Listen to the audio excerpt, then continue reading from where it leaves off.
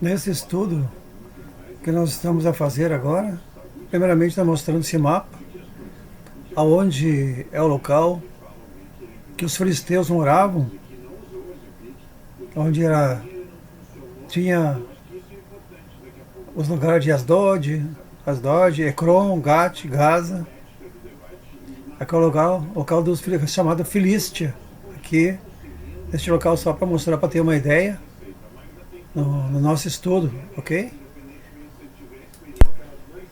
Continuando, agora aqui é um mapa mostrando Siló, aonde estava a Arca da Aliança, e aí é onde era a luta em Ebenezer, que estava o povo israelita, e aqui a Fé, que é onde estava os filisteus que iam fazer a luta.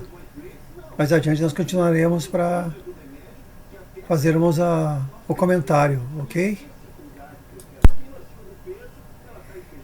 Aqui também, para ter mais uma ideia, aqui Siló, onde ficava a Arca da Aliança, onde ficava Eli, Ofni, Finéias, seus filhos, o sumo sacerdote, Eli. Aqui ficava Afec, mais ou menos essa base aqui, onde foi a luta, né, dos filisteus contra o povo israelita. E aqui a Filístia, onde moravam os filisteus, tem Ecrom, Gat, Asdod aqui, Bet-Semes, aonde depois foi levada, mais tarde, vamos fazer um estudo, onde foi levada a arca, de volta para onde era o lugar dela, né? Foi feito um trajeto, que a gente vai ver depois do que de lugar a lugar foi levado a arca, foi levado por bois, ok? Para ter uma ideia, o Deus dele, né, que os filisteus tinham, que era metade homem, metade peixe, daqui para lá era peixe, dá para ver as escamas, e aqui está a arca. E esse Deus deles, ele caiu no chão, se quebrou todo, quebrou aqui os pedaços quebrados, dos dois lados, quebrou o pescoço também, diante do nosso Deus poderoso, que ninguém pode com ele. Então, para ter uma ideia do Deus deles, que era metade peixe, né, e metade homem, ok?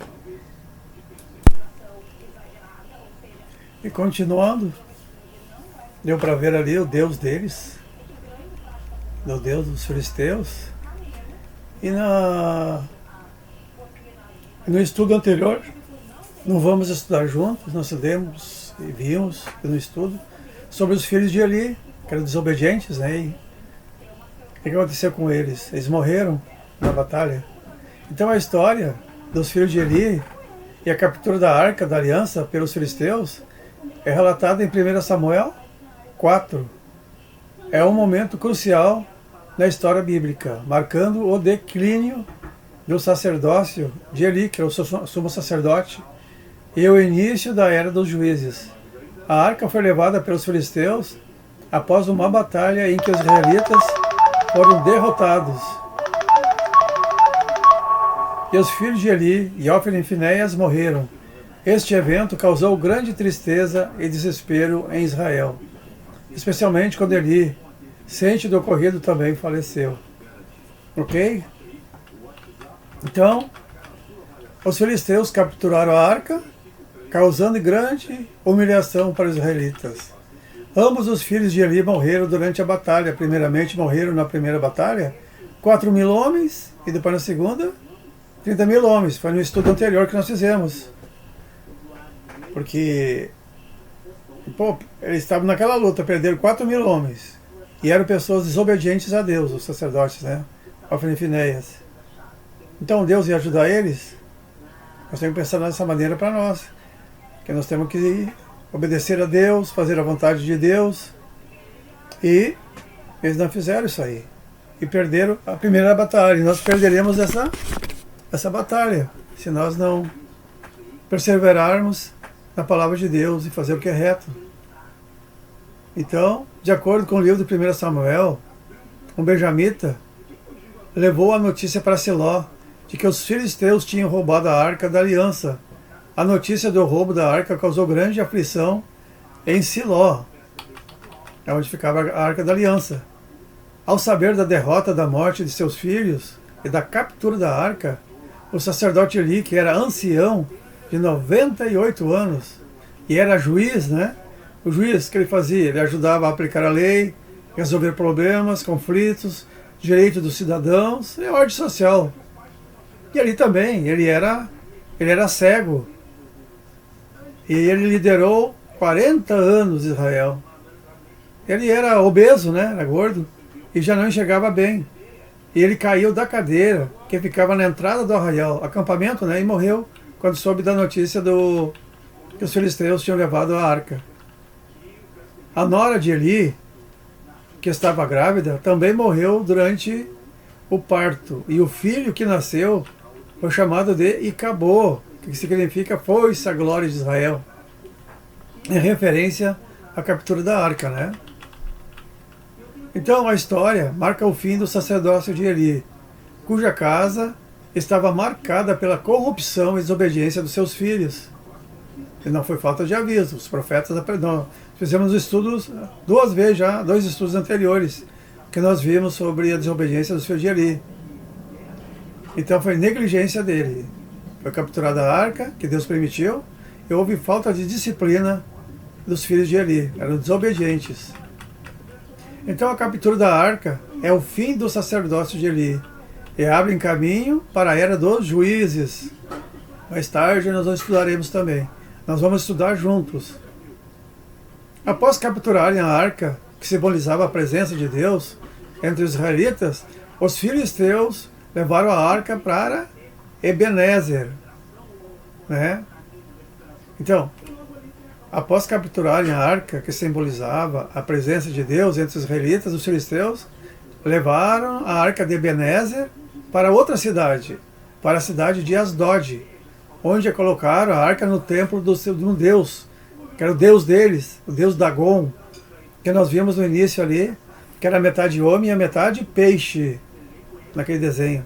A presença da arca no templo de Dagon causou um efeito estranho, né? Os filisteus tomaram a arca de Deus e a introduziram, colocaram na casa do deus deles, do Dagon, que era metade peixe e metade homem.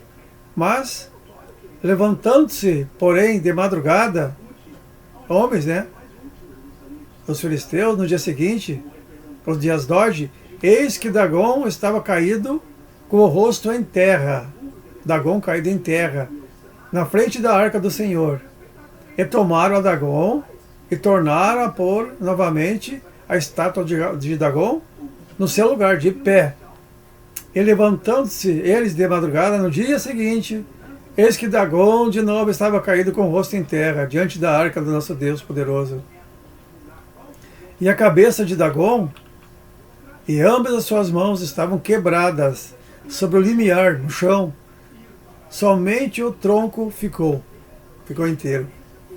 A situação levou os filisteus a reconhecerem que a presença da arca era um castigo divino e decidiram devolver a arca para Israel.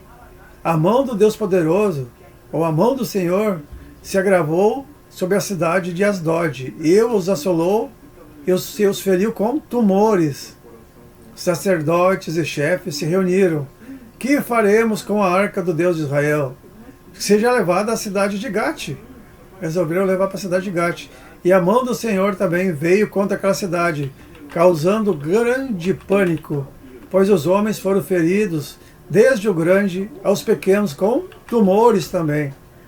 Outra tentativa, enviaram a arca à cidade de Ecrom, que nós vimos no mapa anterior, dá para ver lá, que eu fiz um desenhozinho para nós entendermos isso tudo.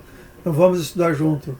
Eles diziam: transportaram para nós a arca de Deus de Israel, para nos matar a nós e ao nosso povo. Pois os homens que não morriam, eles eram feridos com tumores, de modo que o clamor da cidade subiu até o céu. A arca do nosso Deus ficou na terra dos filisteus 7 meses.